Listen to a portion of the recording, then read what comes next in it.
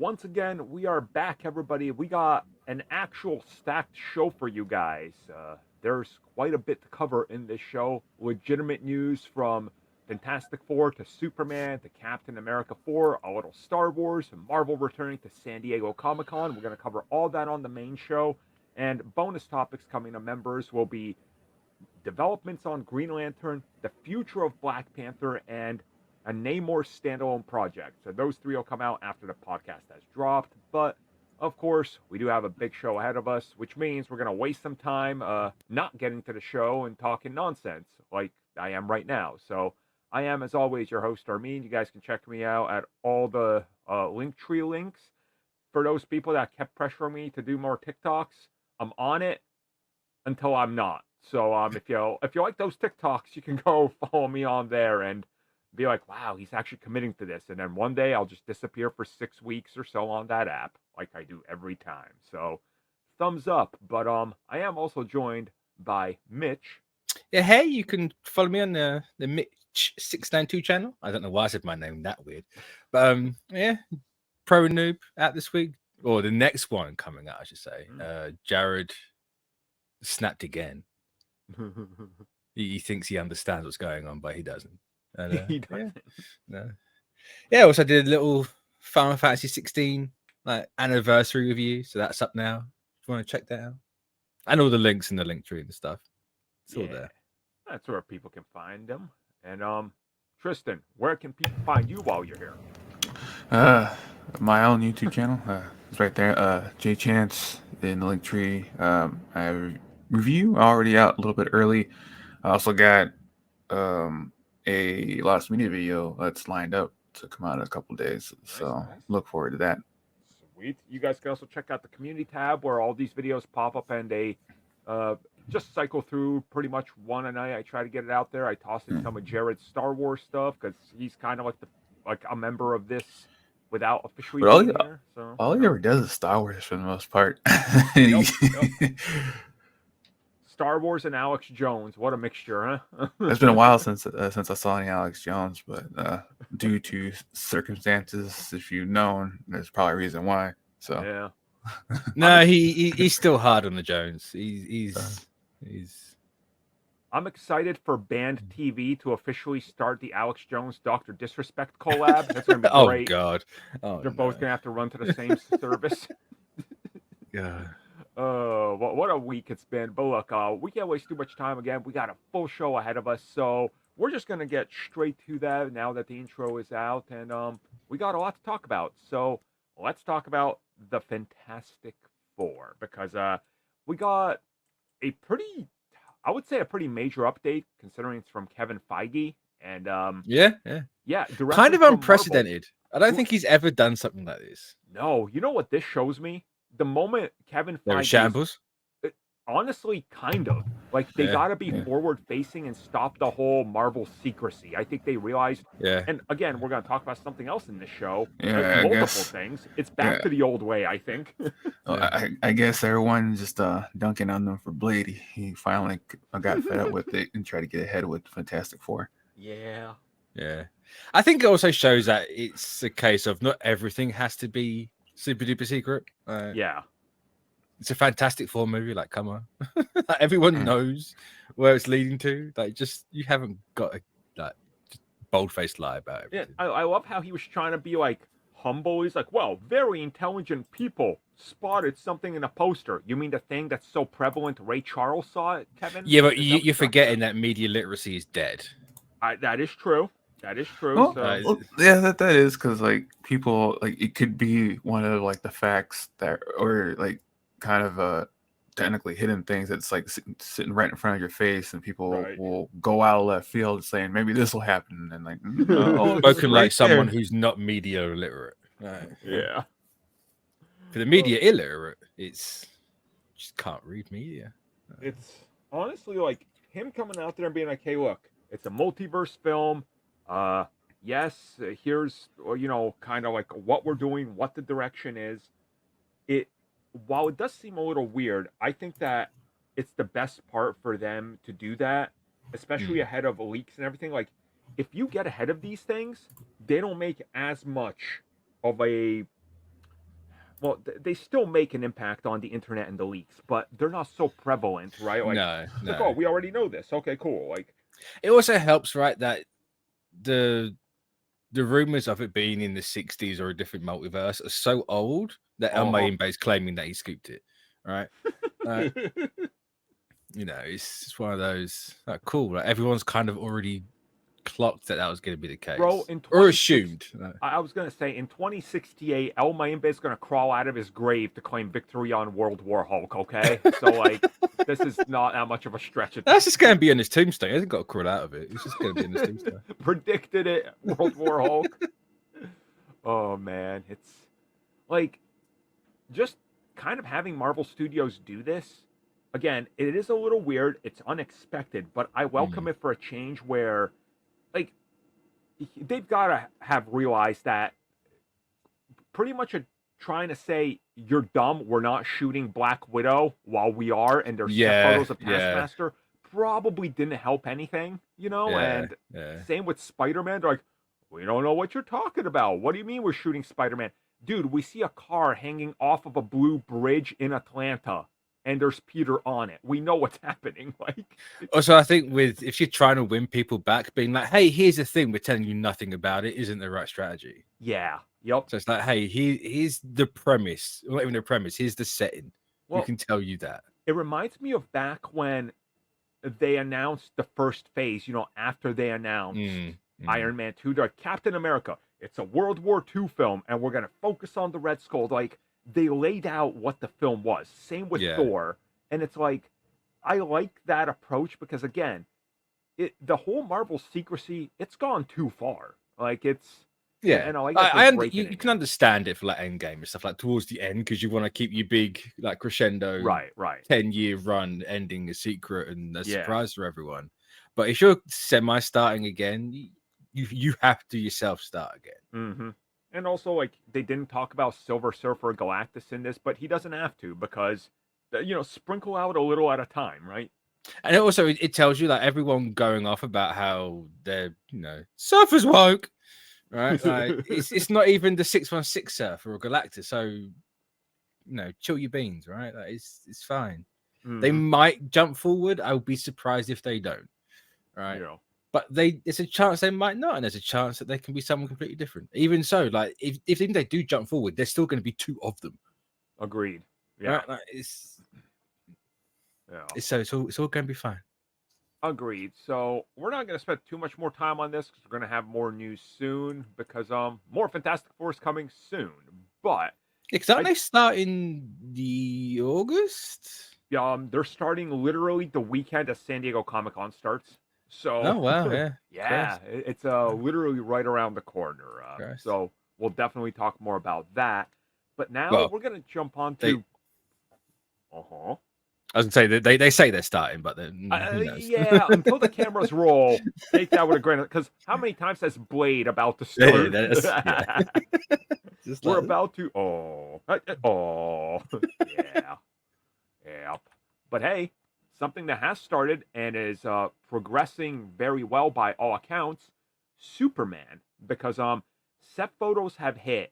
And as many questions as they raise, they provide many, many answers, including what does the suit look like when it's not overly photoshopped and put through filters to get the image out because you're afraid of leaks. And well, the suit looks amazing.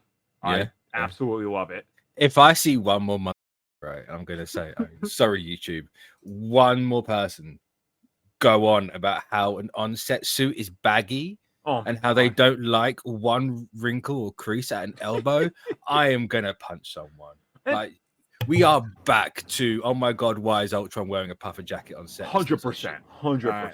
Yeah, people just don't want actors to move. No, they don't. And like, I also love that people were like, he doesn't even have that much muscle. And then thank God for people digging out the photos of Henry Cavill's fake muscles. It's like, bro, I stood 2 feet away from his suit from Batman v Superman. The suit was flexing with nobody in it, okay? Like, exactly, yes, they padded it with muscle. Like, it happens. They pad every suit with muscle. It's just a thing. Right, and like, looking at David's suit, what I love about it is the fact that I'm sorry, but that is a MCU suit. If Oh, 100%, Superman was yeah, in the yeah, MCU, yeah, that's what it is. yeah. And James Gunn is bringing that design to the MCU, Mm. and it works. It works here because it's the new 52, and it works. Like, Mm. it's, Also, the collar's not as high as the first look made it Yeah. seem, because Shock Horror, he's sitting down and it's a baggy suit, so it's going to rise up. right. Yep. It's obviously not going to do that in real life when it's all CGI'd, but Uh-huh. I think it looks good. Part of me, the only lines I don't like are the waist Yeah. that go diagonal and down, because it looks like you're just trying to copy the MCU lines too So, hard. But the thing you're everything saying else, there I makes love it. sense because if you compare the lines that are going down his abdominal and how they have these little silver things, they are straight 1-to-1, like taking elements of Captain America's suit. Yeah, Like yeah. the lines are exact. And if you were to Mm. cross Wolverine's suit in the MCU and Captain America, you got 90% of the suit that Lawrence Yeah, is wearing, yeah. which again, Not look, complaining about it. It's no, just not at all. I just don't like the parallel lines for the shield, like the bottom of the shield and the line on the blue. It just Right. doesn't. Yeah. No, not a fan of that. Everything else, like the lines on the like the top of the shoulders, like fine. Down the arms, fine. Just that one, like the waist ab section, not a fan. Yeah, I agree. That's a tiny. That's not even complaining. Someone's gonna be like, "Oh, I'm complaining." Like, no, I I'm mean, not even it's complaining. not like go back and look at Cavill's suit again, where he has a silver G-string on that nobody talks Yeah. about. It's like, why is this a thing on his suit? Why is this here? I don't get it. Yeah. Like, I know everything else. I was very anti Trunks. mm-hmm. I wasn't a fan. I think they pulled him off here. Boo this man! Boo! I mean, you should go wear your underwear on the outside in public. Let's see what happens. Okay, I will. You know, go join pediatrician disrespect in Colombia. No, I won't. No, I won't. Someone will label you a groomer. I can tell you that right now. Yeah, from what I'm saying, it's just like the really like hardcore like Superman like fans. They want, I think they want like 1940s, 1950s Superman, where it's one of those coverall strongman suits for it, because they don't look like you said, some of them don't like the lines that permeate the actual suit, which to me, if it's on the abdomen, I would probably get rid of the lines there, but I would keep the lines on the shoulders and stuff though. Right. It's like, I understand also some people were hoping to get the Fleischner suit, but it's like, guys, we got that in Superman and Lois where it made sense narratively in the season, how they worked it in. It works. Specifically that, like, literally, the Fleischner suit in the show was made by his mom. Like, that's an actual thing to why it looks like that. It's like, you can't have that suit in this. I'm sorry. I love that suit. It's peak Superman OG suit. But again, you can't have that They'll here. pull a Marvel. They're going to pull a Marvel. You watch. Oh, they're definitely going to do something like that where he's testing out different suits. Like Supergirl did that, like she like went in and out of the, like wore like 10 suits in a quick sequence. He tried one and he ruined it, so it's just over there. Also, won't look like trash like the CW suit. So it's CW suit is great. Get out of here. Yeah, no. The only fault they have with it is that they made it the Snyder Dark because they had to pick up the CW's aesthetic. There's also the fabric they used. It's like Affleck's Batman was a potato sack. Like, this man is just wearing a potato sack.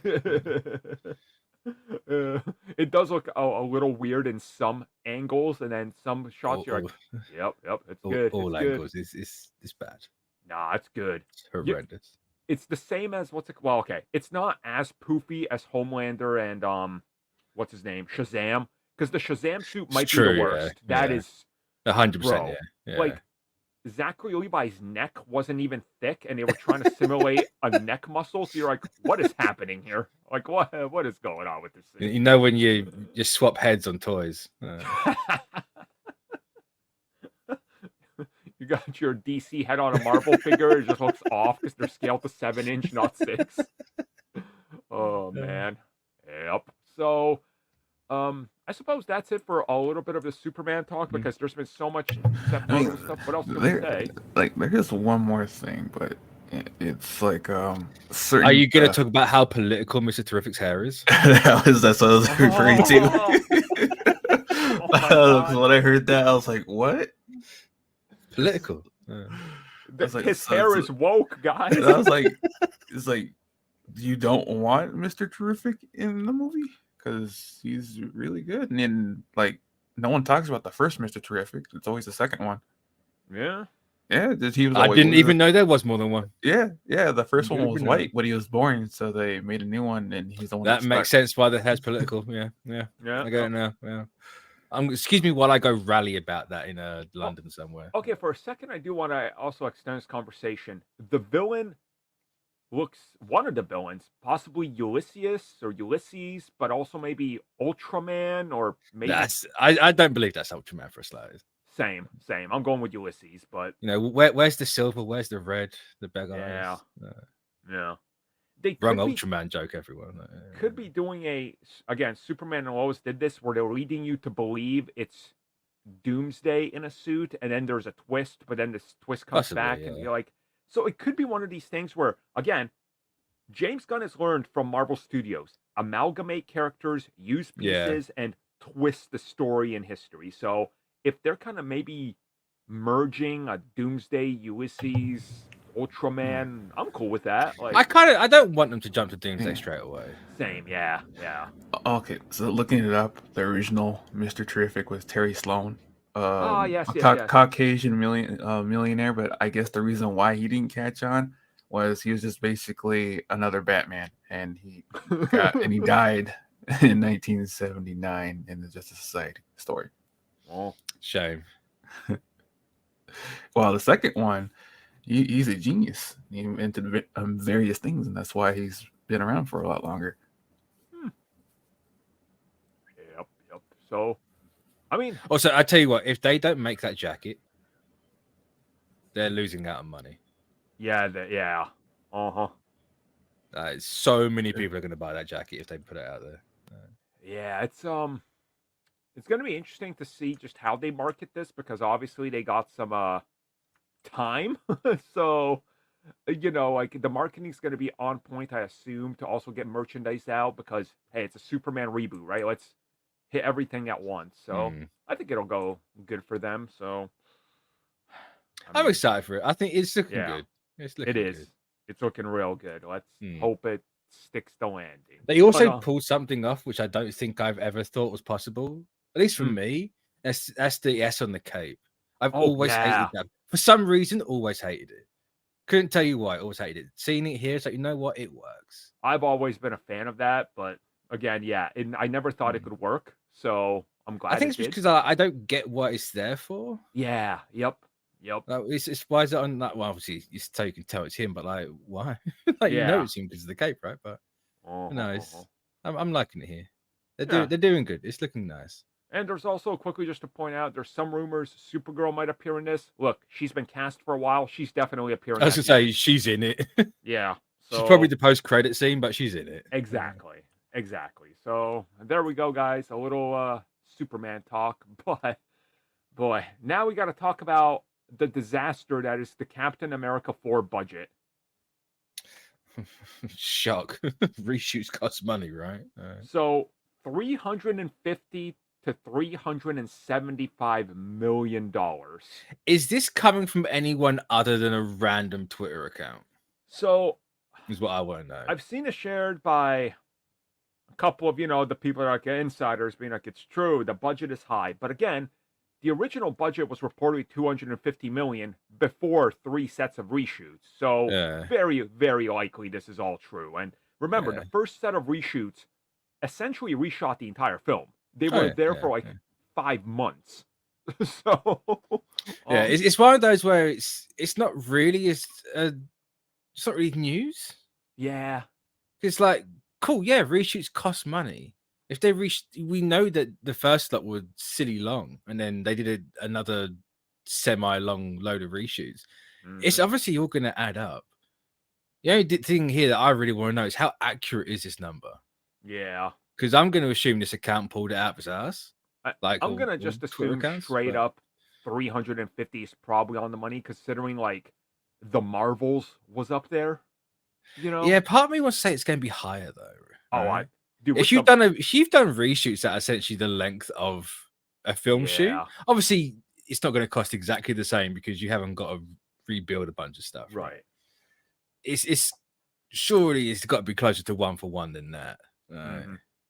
It's and maybe not a lot more, but I will not be shocked if by March of next year, when the fiscal year ends and we get the Deadline Variety breakdowns, we learn that the budget for this and the marketing budget, which is going to be essentially double it, this thing is going to need easily like what, $800-900 million to break even. Oh, at least, yeah, at least. Bro. There's no way it makes a profit. No way. No. They are insane.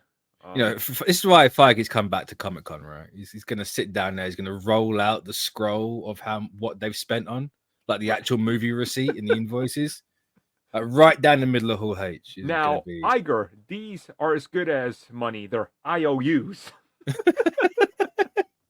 Like, you see how long this receipt is? We need you to watch this movie. Yeah. Please. We put the Serpent Society in, then we removed them, then we added them in, but different. But then we might have also cut them to just be a quick sequence because we're doing something completely different to open up the film now. If you want to see Anthony Mackie again, he needs to eat. We can't afford that right now. You think Twisted Metal's going to keep him afloat? Come on, guys, see the film. And poor man can't hold out for Secret Wars. Yeah, it's just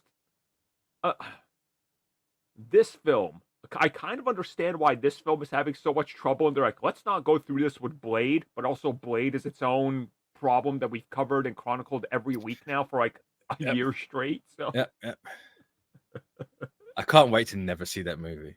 The Blade video game is going to come out first. It's official. It really is. Yeah, it's going to be insane, but it's going to happen. I hate it. I hate it. Part of me loves it, but I hate it at the same time.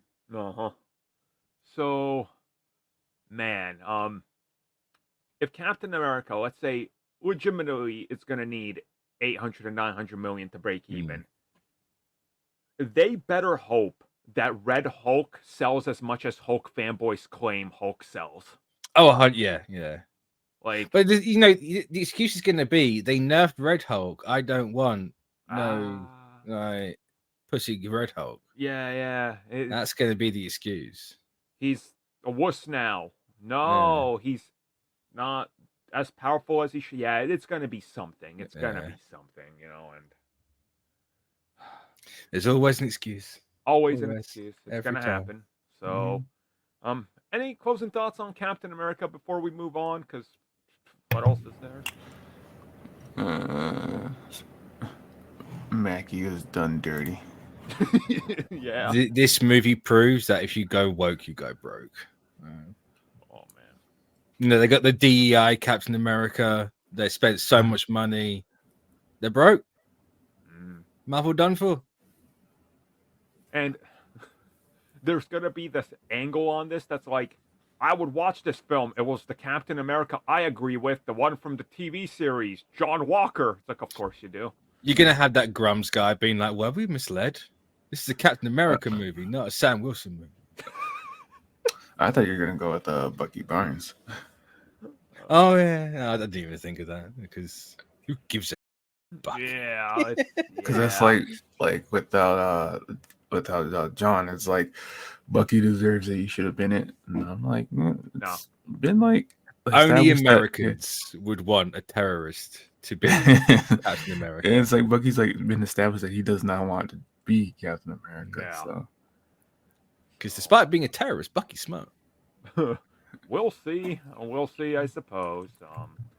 Okay, it's time to talk about Star Wars Episode 10.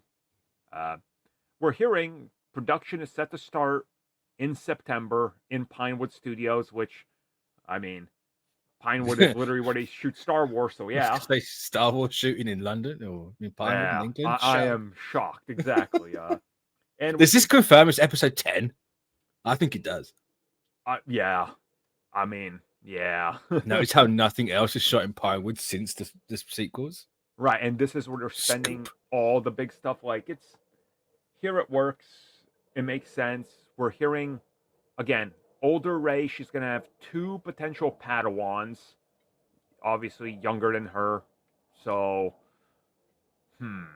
I just want to Cool. know, like, yeah, I just want to know what direction do you take this in after, the end of the Skywalker saga? Like, the universe is now open. The unknown is in front of us, right? So they could do anything, literally anything right now. hmm So, like, Well, they can't.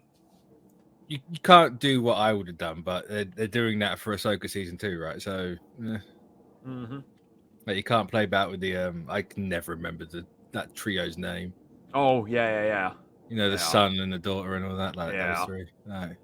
Well, it's I like, mean, I guess you could use them, but then it kind of takes the stakes away from Ahsoka. But yeah, and like, also remember, they keep teasing that there's going to be connections between all of these. So James Mangold's first Jedi film is somehow going to connect to what's happening in the Mandoverse and all this stuff. But also, like, I mean, everybody should have watched Acolyte by now. If you haven't, you don't care and you just hate it because you haven't watched it.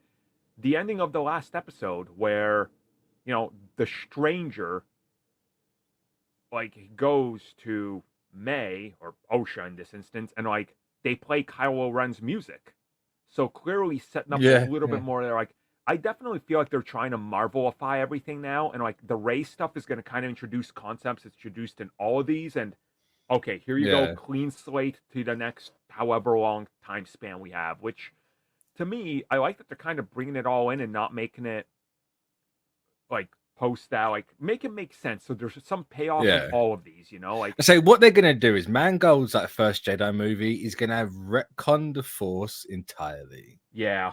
Yep. And then they're gonna make it an allegory for the Bible about how the Bible's been rewritten, and the rewrite is just insanely stupid, and that's why the Jedi keep failing. So James Mangold is essentially gonna have the Old Testament, and then the Jedi have the new. Honestly, that's kind of perfect. That is perfect. You're gonna call it Star Wars New Genesis. Yeah, honestly, like, man. Episode 10. Yeah, Coruscant was first time knocked out by a great flood. We just covered that up. Don't worry about it. Yeah, and that's why it's the rule of two.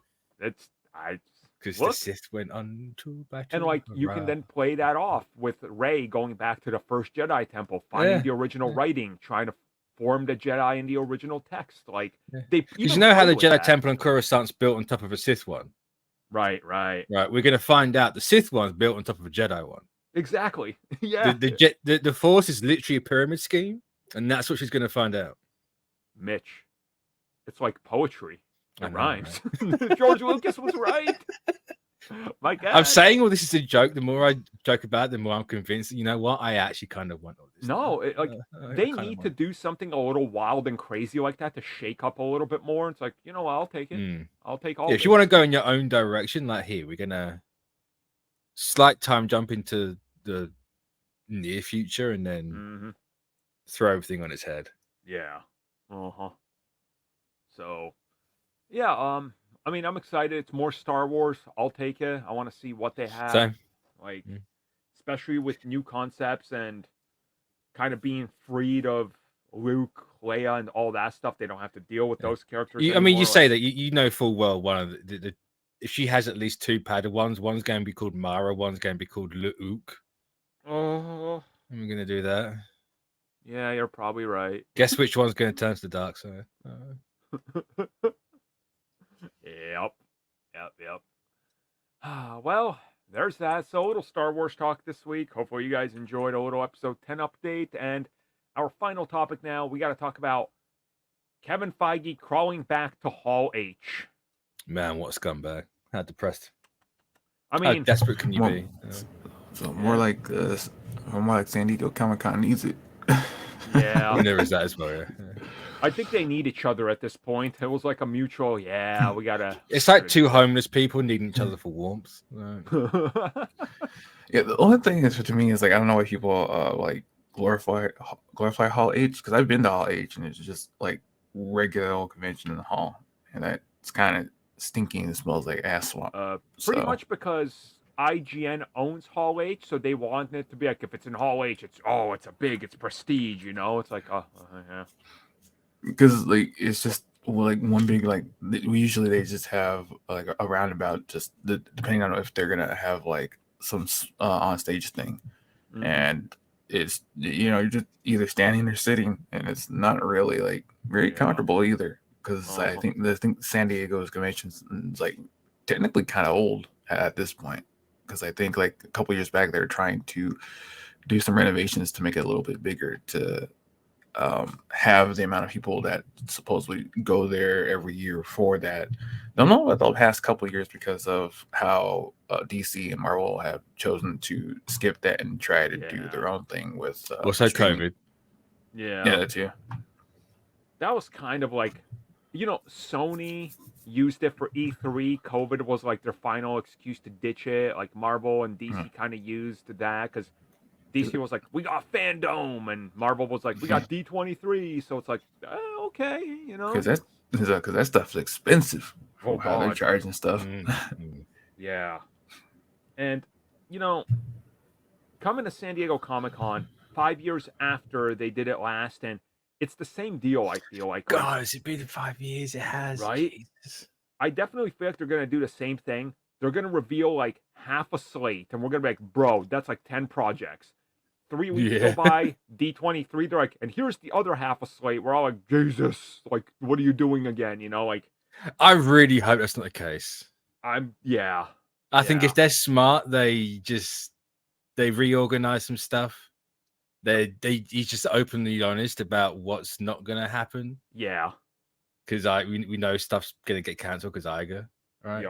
Yep. Clearly, Blade's off the table. Let's be honest here. Yeah. If we're brutally honest, that movie ain't happening. At least not for now. I think I'm on the same path as you with the how they're gonna handle this and what I think they lay out as their path forward.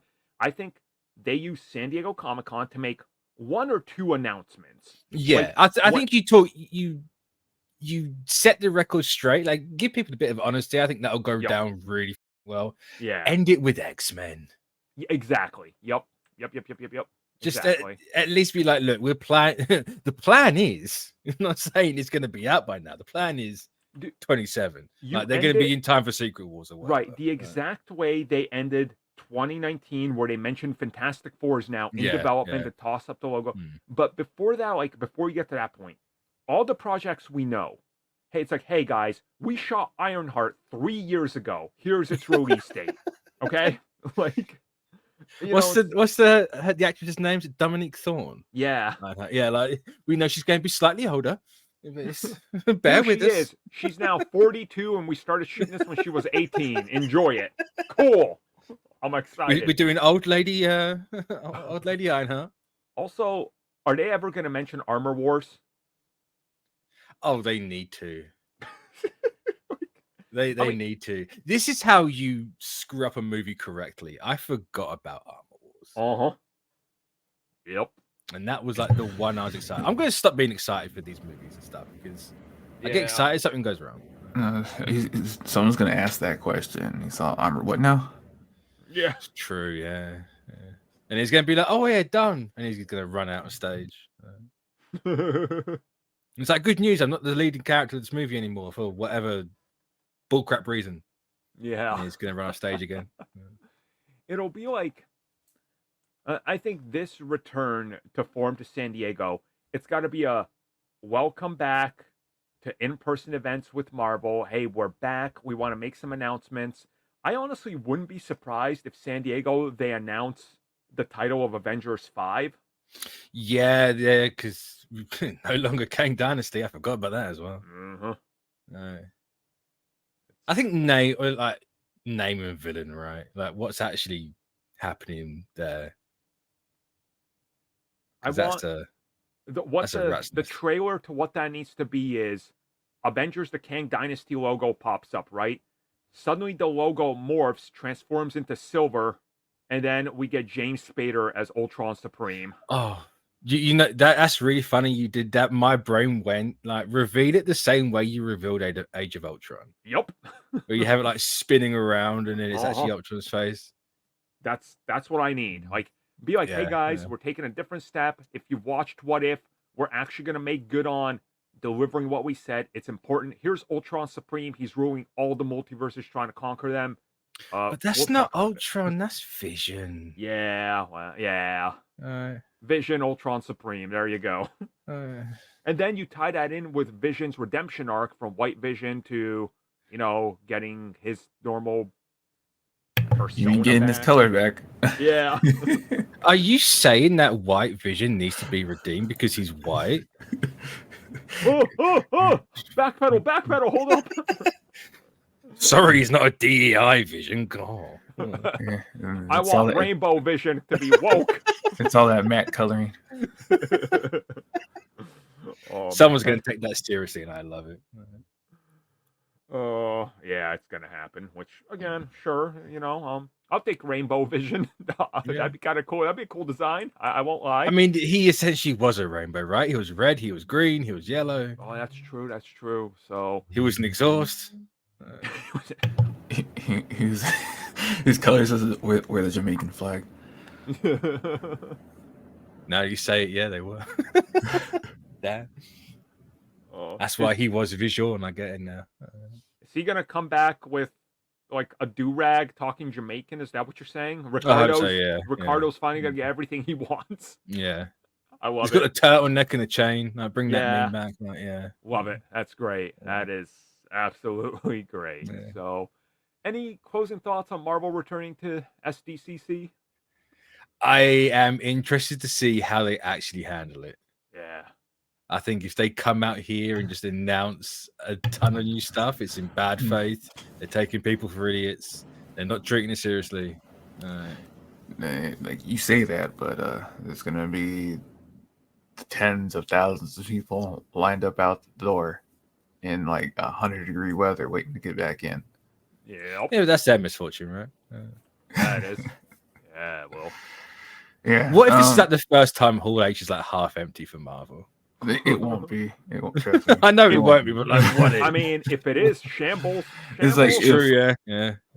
If like the height of me remembering for Twilight, where Twilight was in Hall H, where they had hundreds of fans trying to line up, and like most of them almost getting hit by cars all the time. Yeah, this is not gonna stop. But the difference there is Twilight was absolutely insanely popular. Marvel is in the shambles right now. Right, exactly. Hall H could be half empty. Tristan trying to cover up for Marvel's failures. What are you doing? No, I'm just being realistic because like, Tristan's rewriting history. Like I've been there. And people say things are in shambles. People will line up and it will be full. You've been there in shambles. Yeah. They should be in showers, but they're in shambles. I suppose we're gonna know how many shambles they're in like a month because it's literally at the end of July. So just people wanting to go to San Diego Comic-Con, just temper your expectations because it's not it's not glamorous. It's just a convention. Because I've seen so many people. It's like I woke up like at 3 a.m. to have a chance to buy tickets. That's how bad it is. Did you see like if you want to go to D23, if you want to be on floor sitting, it's like $4,000 a ticket. Oh, it wasn't like that. It's a wonder no one can afford to live at the minute. Jesus. Oh, no, it's this bad because before you could literally just go there the day of and walk right in after you buy a ticket. But since people like flocked from San Diego Comic-Con to D23, which wasn't that popular, it baffles my mind. And I know that it's a business. Disney capitalized on it because like all the pricing for like merch and stuff is like gone through the roof for this when it usually was mostly affordable. It's that greedflation for you. Mm-hmm. I mean, they can't get that much greed because literally, for people who don't know, D23 is at the Anaheim Convention Center, which is literally across the street from downtown Disney and Disneyland. Like you can cross the street and go into Disneyland after or during if you want. It's almost like they're being predatory about where they're putting everything. And people say, you can't eat anything at the convention. I promise you, they have like 4 or 5 like fast food restaurants, or you can go to the Target. And how much are all those, Tristan? No, like if you want, it's like probably like $6 if you get the value meal. What's the value meal? Like the scraps off the floor? No, it's actually like more cost affordable than getting at the concession stand at the Oh, that's Anaheim good. Convention Center. Oh, Because I concession think, stand is, oh my god. I was gonna say they're Yeah. always. I still remember the Yeah. last year I did no. New York Yeah. Comic Con, $9 for a 12-ounce bottle of Gatorade. Nice. yeah, it's I like mean, at least it's not water, right? No, Yeah. no water costs you extra actually. because it's getting hot, so we can charge more for ice cream and Because water. I think but- it was, I think it was like for a big bottle of water. It's like close to last time I checked, it was like close to $12 to $15. Jesus. Oh my god. That's why Well, people joke saying, "Hey, you could just walk out of the convention center and walk down the street and get it for a third of the price." But right. people are too lazy to do it. So No, it's true. That does happen. That's true. So, I suppose you know what we're gonna be talking about this literally in a podcast a month from now, and what happened. If it's anything like any other one, it's gonna be a long podcast with like subtopics and discussions on each project and updates. So, I look forward to it because those are usually fun to go over. Like, I say we 15 haven't done things. one in ages. yeah, so it's gonna be good to get back Yeah. there. So again, stay tuned for that, everybody, and that has brought us to the end of the podcast. Actually, we do have 3 bonus members topics. Like I said, some interesting Green Lantern updates, Black Panther news, and NAMOR. So you guys hopefully join us in the member section, and we'll be discussing those there. So, any closing words for the main show? Anything? Yeah, I think I will go. I think. All right, everybody. Yeah. Well, stay woke, and No. that's it. Just stay woke. No.